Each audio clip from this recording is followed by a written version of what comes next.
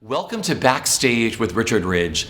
Disney Theatrical Productions is celebrating its 25th anniversary on Broadway with blockbuster musicals like The Lion King, Aladdin, and Frozen. And it's my pleasure to be sitting with two of the original stars of Disney's first Broadway venture, the classic landmark musical Beauty and the Beast. Please welcome the original Belle, Susan Egan, and the original Mrs. Potts, Beth Fowler.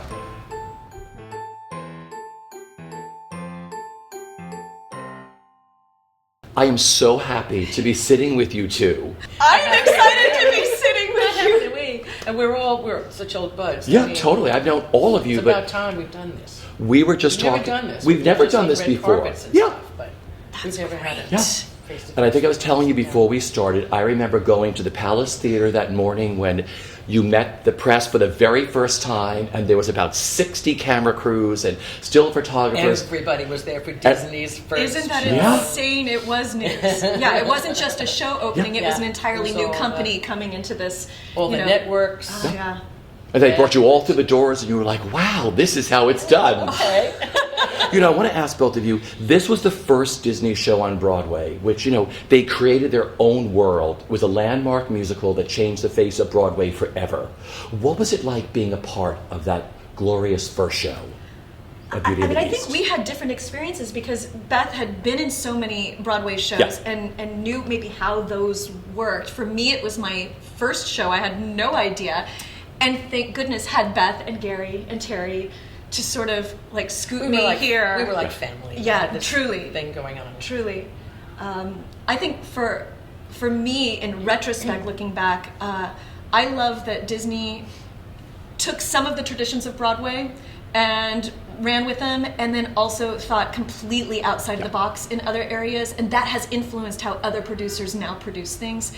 Beth, do you remember, we did our out of town in Houston for a couple of months, then we came back, we had about a month off, then we started rehearsals for the New York production, and on the second day of rehearsal for the New York production, we recorded the album. Yes, and I remember Kaz was very upset about it. Michael Kazman, the musical director. He says, it's not a good time to make the album because you've been away from it. It doesn't have it. Usually, my experience, if the show makes it, you make the recording the next week. Of course, they don't do that anymore. In the next month, I should say. And so you're in it. You're so in it. He said, you're not in it anymore. We're in a rehearsal mode. We're not in that audience mode kind of thing. Well, you listen to that album. It's magic time. You're in the show. You're seeing the show. I love the way they did the album, interpolating all the incidental music and some of the dialogue and everything. And the amazing thing that nobody thought of, and of course Disney thought of it because they're brilliant, is that album was in the lobby for sale at the first preview. Yes. Everybody wanted it. Everybody wanted it. Also kind of great is that it captures the show and the magic of the show, but it also captures that time in the show. There are lyrics that are vastly different, that were never performed on Broadway or anywhere else that are on that album. How about the stuff they sold in the lobby in Houston? Remember the magic mirror? The magic mirror. Every kid came in with a magic mirror that talked. And we're up on the stage and yes. What the hell is that? And you know what? I will say this: Disney learns really quickly. By the time we got to but it was they would buy it. They would buy it at intermission, and then all through the second act it would be like, "Show me the beast! Show me the beast! Shing!" And I just felt like Terry's like. I want one of those mirrors. We gotta find those. Oh my goodness, it was hilarious. Like, oh, I guess we really didn't think that one through. Well, you know, these were the most coveted roles to get on Broadway at the time, I'm sure, for Belle, for Mrs. Potts. Everybody wanted to be in this show. What was the audition process like, and what do you remember about your callbacks? Well, for me, it was a staged reading that brought me first. Jay Binder cast a staged reading, and we went into this, I don't remember, it was way downtown, and it was the first time I ever saw a wall covered with storyboards, and they were all, of course, animated. Yes. But they were supposed to be animations of real people, us. But it was eerie because we were just hand-picked. We didn't audition for that reading. Wonderful. And nonetheless, they took measurements of us. They did costume fittings, and I'm saying to people, that's scary. Do you have a contract or something? No, I don't have a contract. He said, oh, well, if we're hopeful, they took our pictures, they're putting things on, and how long your arms and everything. Okay, whatever, this is getting more exciting. Did they ever ask you, Beth, do you want to go this way or this way? No. There's only one way that Mrs. Potts goes, right? Yes, well, yes, that's right. You know how long it took me so that I could sing the song without doing this? I mean, really. So anyway, we had a vastly different cast. Yeah.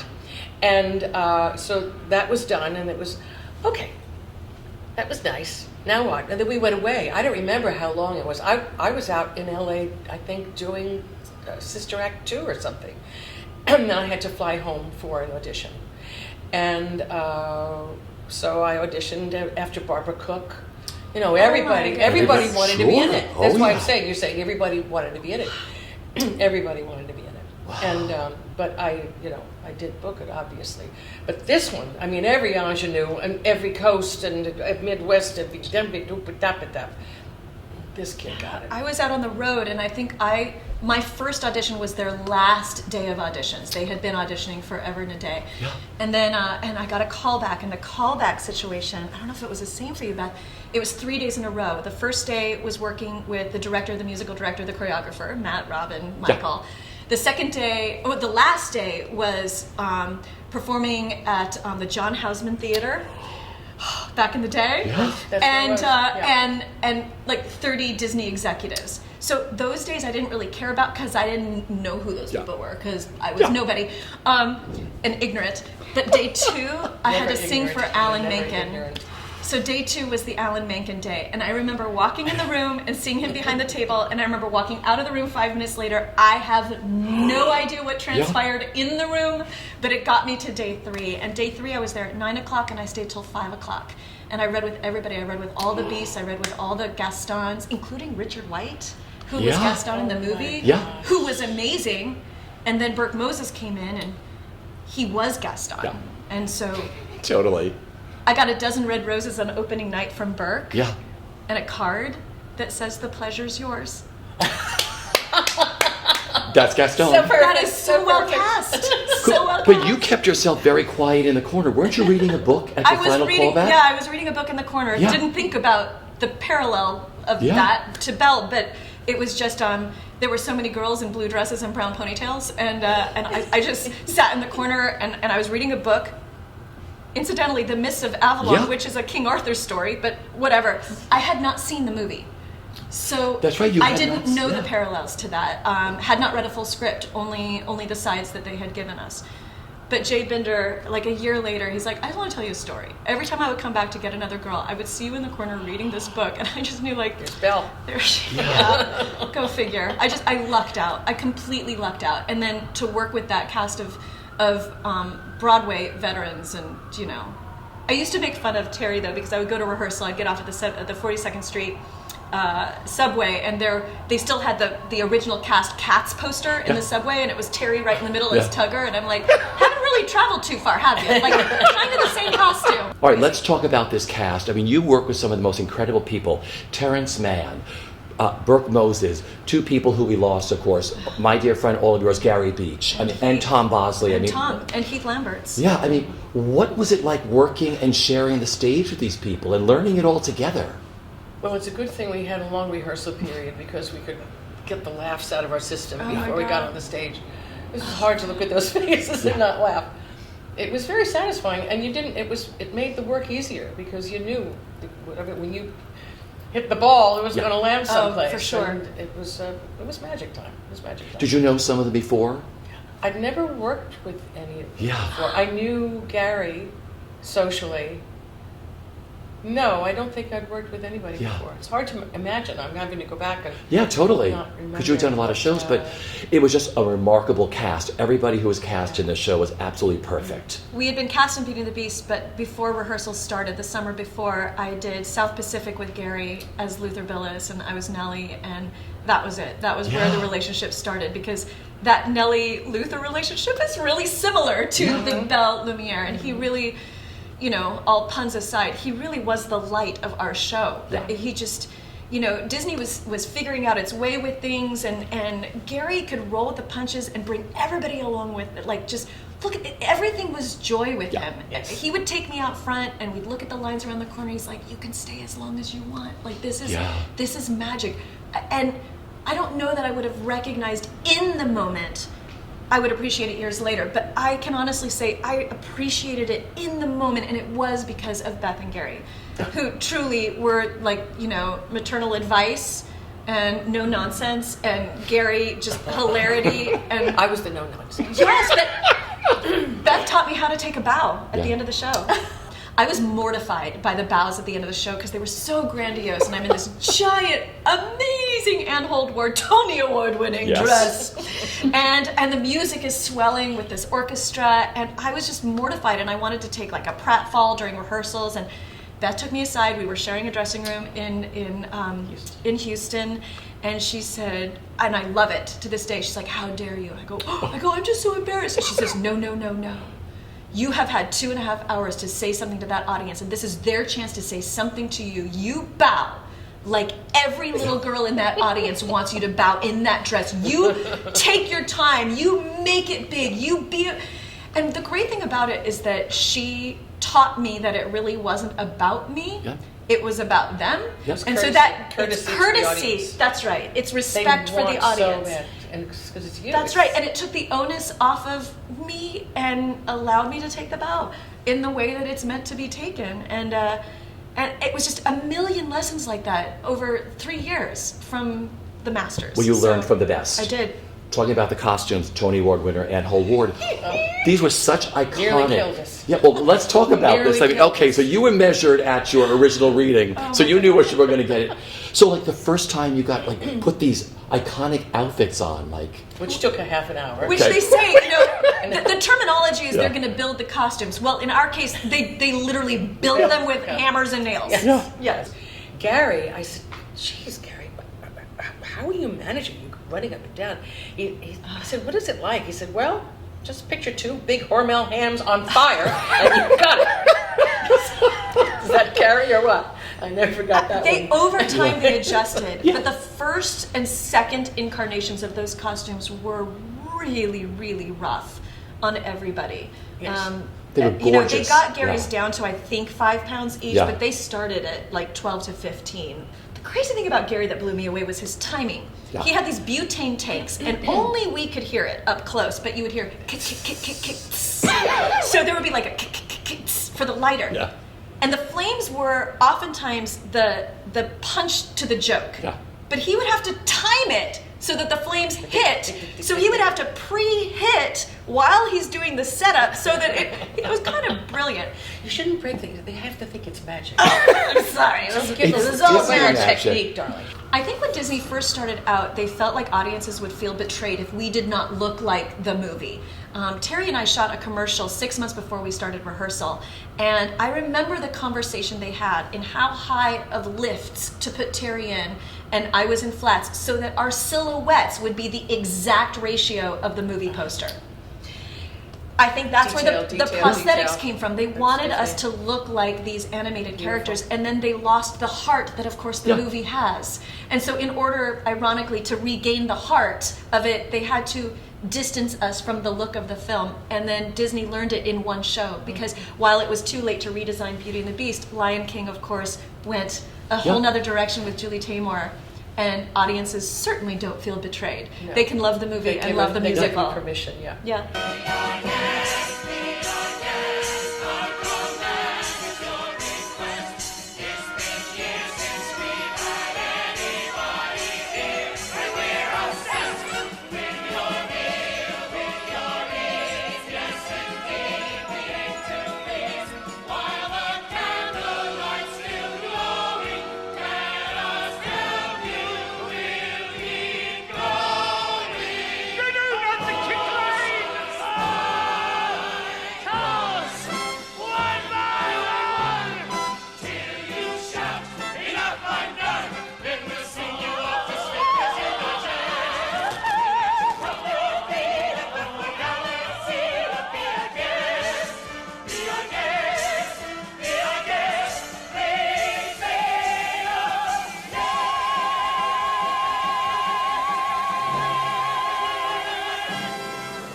But you know, they created this whole genre. I mean, Disney took these incredibly successful films and turned them into these beautiful Broadway musicals, and they like created a whole new mold of how it's done.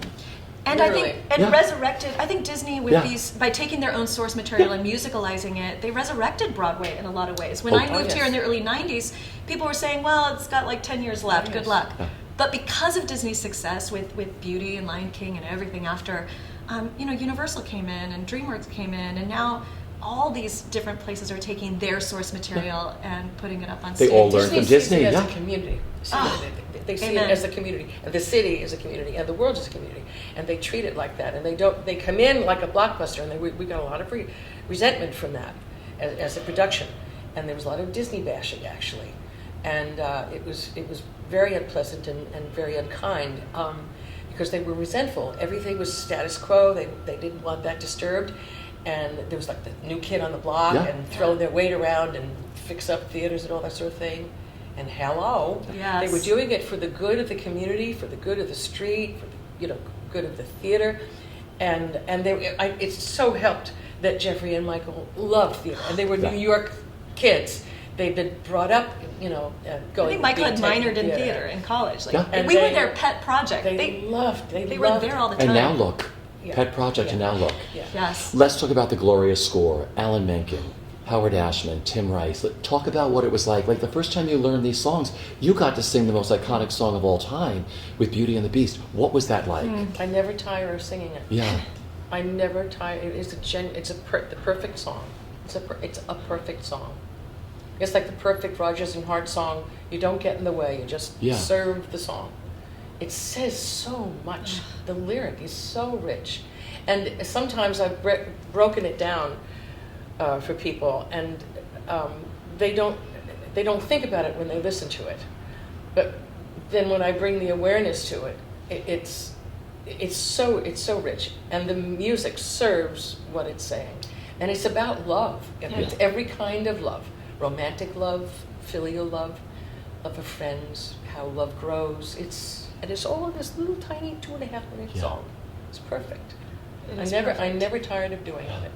Never just the same, ever a surprise, ever as before, ever just as sure as the sun will rise, tale as old as time, tune as old as song. It's a sweet and strange, finding you can change, learning you were wrong. Certain as the sun, rising in the east, tale as old as time, song as old as rhyme, Beauty and the Beast.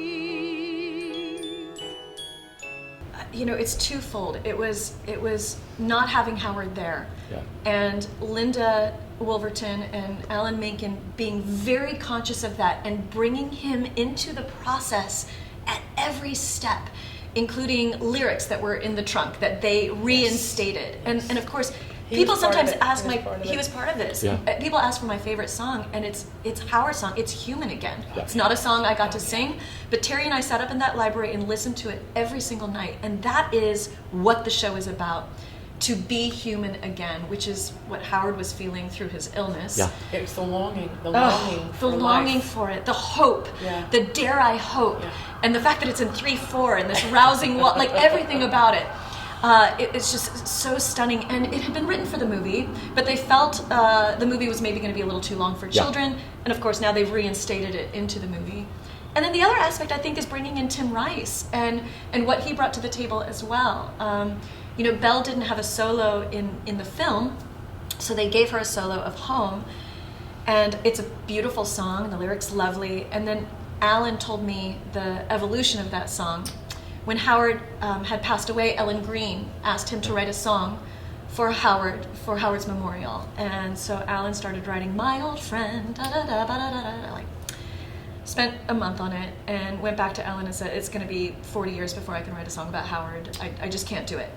Several months later, we're now in the process of creating Beauty and the Beast, and they need a melody for Belle's song, and so that for Tim to write some lyrics too.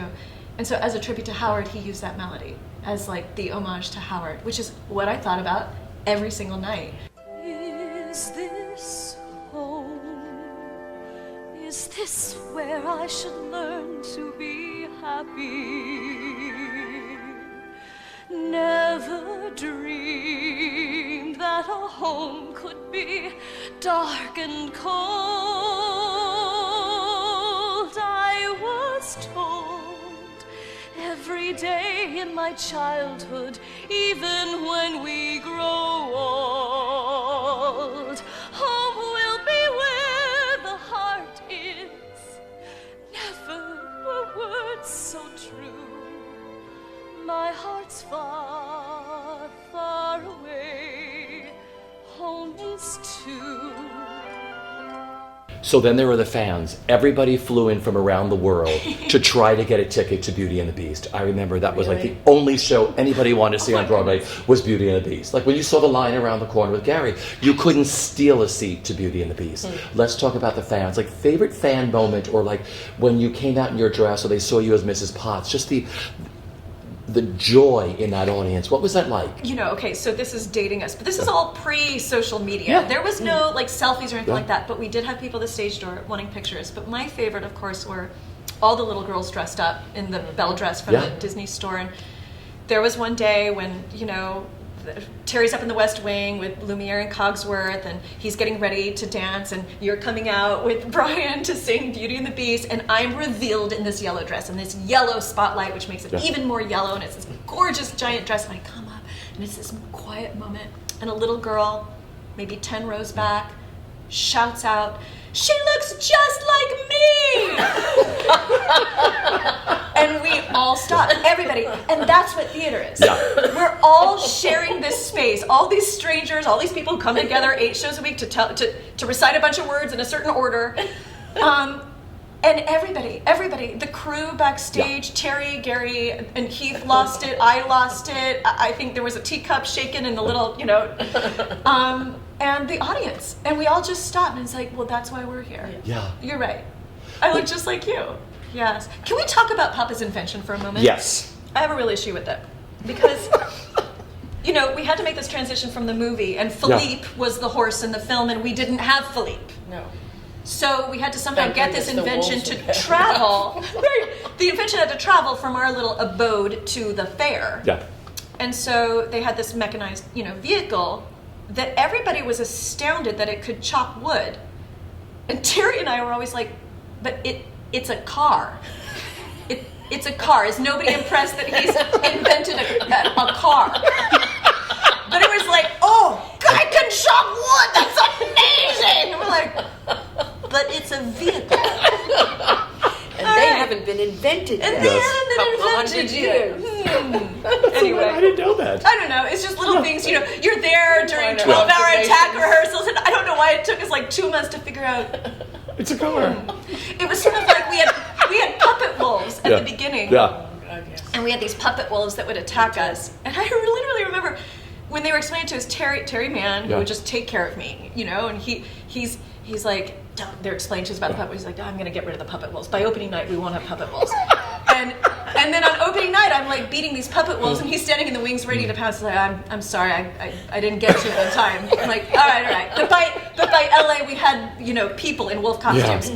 But I remember the argument when Terry is sitting next to me, where they're saying, I mean, so we're gonna have these puppets. They're gonna come from the ground, and you've got Roxanne Barlow, the showgirl of all time, like with puppet wolves on her arms. And he's like, because we don't want people in wolf costumes. And Terry's like whispering in my ear, he's like, we've got a lady in a teapot costume. I think we've crossed that line already. But it was just funny, like figuring out, that's what's so great about being in part of the development, is watching the evolution and the thought process. And we all accepted, oh yeah, puppet wolves.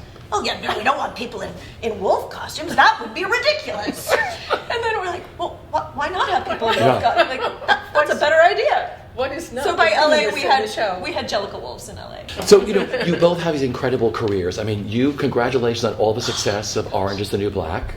Thank you. And all your SAG award winning and all that you have. You tour all the time now with the Princess concerts? I do. So I'm a full-time mom, but it's like these concerts just make it really easy to be mom at home and then to go do concerts. So so I've been singing with symphonies for the last 15 years, and then in the last year put together a company with Laura Osnes and Courtney Reed and Benjamin Rahala and all kinds of princesses, and we sing. And you know, hopefully pass goodwill along. Yeah.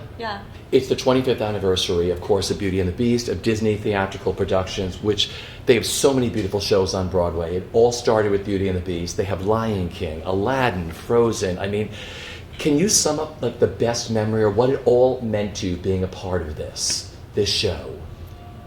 I think the thing that's most lasting for me is how lasting the show is, and that because of that cast album, there's constantly new generations listening to it, and because high schools are doing Beauty and the Beast, I still get letters, and they're still listening to our OBC, cast album.